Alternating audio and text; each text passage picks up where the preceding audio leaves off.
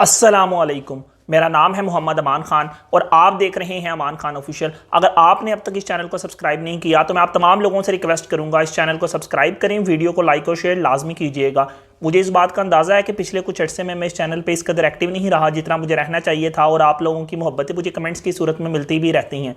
तो लिहाजा अब हम कोशिश करेंगे कि इस चैनल पे ज़्यादा से ज़्यादा मैं एक्टिव रहूं और जितनी भी रिसेंट अपडेट्स हमारी पाकिस्तान की पॉलिटिक्स या इंटरनेशनल पॉलिटिक्स में हो रही हैं इसके बारे में गाए बगाए आपसे बात भी होती रहे। आज जैसा कि आप लोग थंबनेल से देख चुके हैं, आज तक की जो सबसे इम्पोर्टेंट खबर ये है कि मिस्टर इसहाक डार जो पाकिस्तान के फॉरेन मिनिस्टर हैं इस वक्त, उन्हें पाकिस्तान का डिप्टी प्राइम मिनिस्टर अपॉइंट कर लिया गया है। जी हाँ, इसहाक डार साहब को पाकिस्तान का डिप्टी प्राइम मिनिस्टर मुकर्रर कर लिया गया है। ये नोटिफिकेशन आप अपनी स्क्रीन पे भी देख सकते हैं जिसमें ये बात लिखी है, the prime minister has been please to designate mister Mohammad Ishaq Dar federal minister for foreign affairs as a deputy prime minister with immediate effect and until further orders. यानी जब तक कोई मजीद ऑर्डर नहीं आता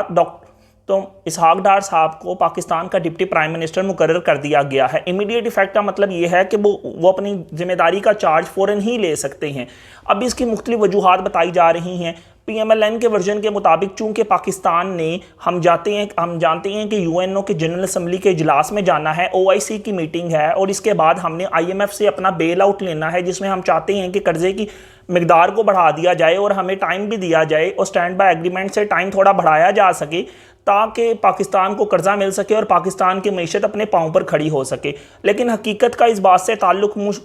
मुश्किल लगता है। इसकी वजह यह है कि 8 फरवरी के इलेक्शन जिसकी बिना पर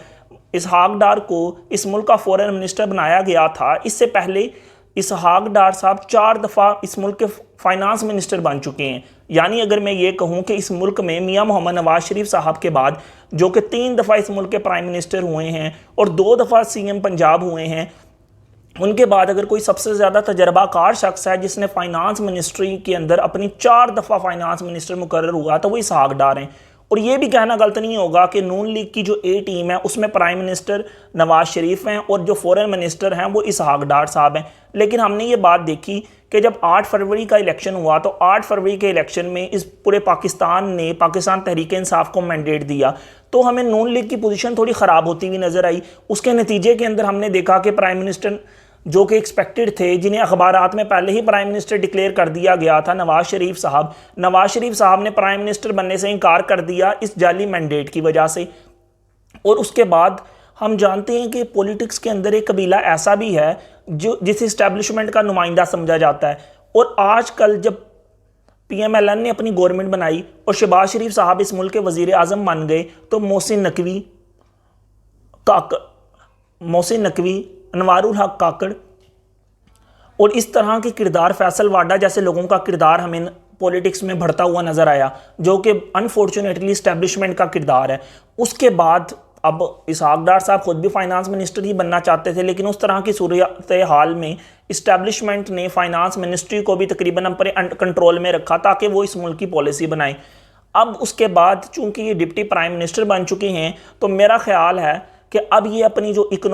इस मुल्क की इकोनॉमिकल सिचुएशन है उसमें अपने किरदार को ज़्यादा ये चाहते हैं कि ये अपना रोल ज़्यादा प्ले कर सकें, जिसकी वजह से इन्हें डिप्टी प्राइम मिनिस्टर बनाया गया है। और 8 फरवरी के बाद के इलेक्शन के नतीजे में जब इसहाक डार को इस मुल्क का फॉरेन मिनिस्टर बनाया गया था तो उन्होंने एक रियूटर जो कि बैनुल अक़वामी मीडिया की एक बहुत बड़ी एजेंसी है उसको बयान देते हुए कहा था कि इस बात में कोई दो राह मौजूद नहीं है कि इस टाइम अगर कोई सबसे बड़ी diplomacy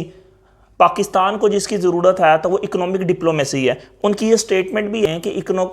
economic diplomacy is the need of hour. यानी इसका मतलब ये हुआ, ये स्टेटमेंट भी इस बात का जाहिर करती है कि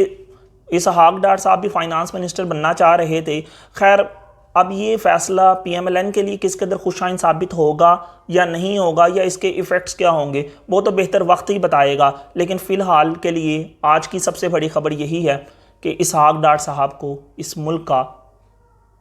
डिप्टी प्राइम मिनिस्टर मुकर्रर कर दिया गया है, जिसका नोटिफिकेशन कैबिनेट डिवीज़न ने पास कर दिया, जिसे आप अपनी स्क्रीन पर भी देख सकते हैं।